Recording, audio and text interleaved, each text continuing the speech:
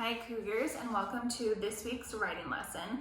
This week we're getting into some really fun science on pushing and pulling. So you have two different writing assignments this week on using force and telling me about how pushing and pulling works. So this was my brainstorming page that I did on pushing and pulling. And when I'm thinking about pushing and pulling, this is a new concept for us. I'm thinking about force. So a push is something that I'm pushing something away from me, and a pull is something that I'm moving closer to me on the object. So it can be anything that I am pushing or pulling, I'm putting force on that. I'm making it move. And so that force that I'm putting is putting the object into motion. So I put motion, moving from one place to another. Objects can't move on their own.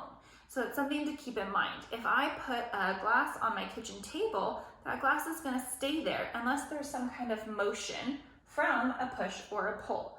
Otherwise, that glass is going to stay there forever and ever and ever, and nothing will happen to it.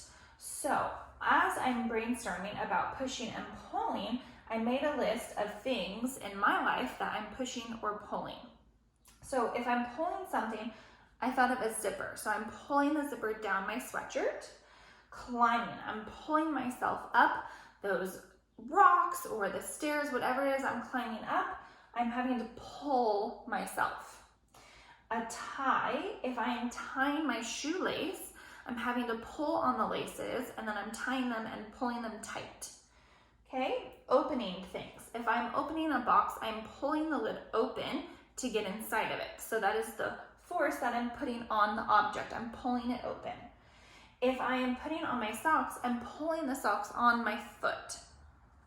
For things that I'm pushing, in our classroom we like to use dice for games. So if I'm shaking up those dice and I'm throwing them, I'm rolling the dice, I'm pushing them out of my hands onto the carpet or onto my desk. For glue, I have to really squeeze, I have to push to get that glue out of the bottle. For throwing or kicking, that is also a push because I'm pushing the ball if I'm playing volleyball. I'm kicking the ball if I'm playing soccer. So those are all pushes. And then writing. So when you're doing your writing today, you will be doing a push because you are pushing your pencil, you're pushing your pen onto your paper. So those are some things to think about for my pushing and pulling. So for today's writing lesson, your informational prompt is what is the difference between pushing and pulling? Now you can go lots of different directions with this writing. You can give me examples like I listed right here, or you can just simply do the facts like I did and telling what is a push and what is a pull. So with our informational writing, we know that we can start off by telling the reader, today I'm going to teach you, and then I put about force. And then in black, in parentheses, I also put pushing and pulling because our prompt says pushing and pulling. So you can't put that, but since I know that pushing and pulling is force, that's what I decided to put in my paper. So today I'm going to teach you about force, and then I'll go into the pushing and pulling of it. So you can choose whether you want to write force or pushing and pulling. So a force is when you push or pull an object. So that's the definition of my force. I wanted to make sure I got that in there because that's really important information. When I push an object, it moves away from me. When I pull an object, it moves closer to me.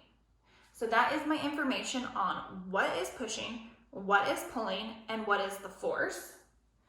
I hope you enjoyed learning about force. Okay, and then yet again, I put in parentheses, pushing and pulling, because you can choose, it's the same thing. So I can either say push or pull or force.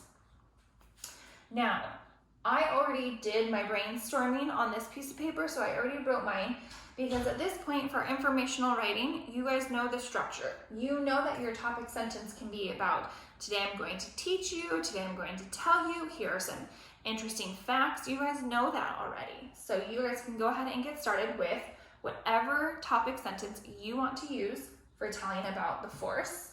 Then in purple, I have my information. So like we've always done, I need at least 3 facts.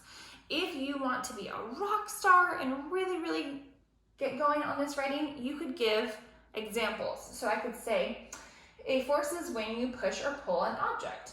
When I push an object, like glue, it moves away from me. So the glue comes out of the bottle. So I could say, when I push an object, it moves away from me, like kicking a soccer ball.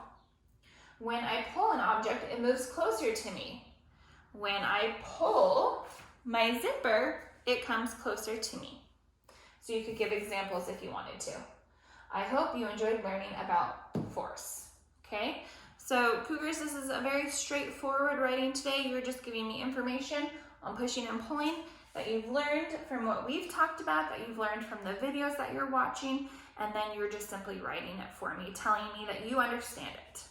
Now, I know on Thursdays we edit, but I also, just with everyday writing, no matter what, I'm always checking for my punctuation, my capital letters at the beginning of sentences, and my finger spaces. So whenever I am done with my writing, I always am going back and checking for those three things, at least those three things. I can always be checking for my sight words and other items like that, making sure it makes sense. So this was my informational writing on pushing and pulling. I'm excited to see what you put in your informational writing and how you teach it. All right, Cougars, have fun with this.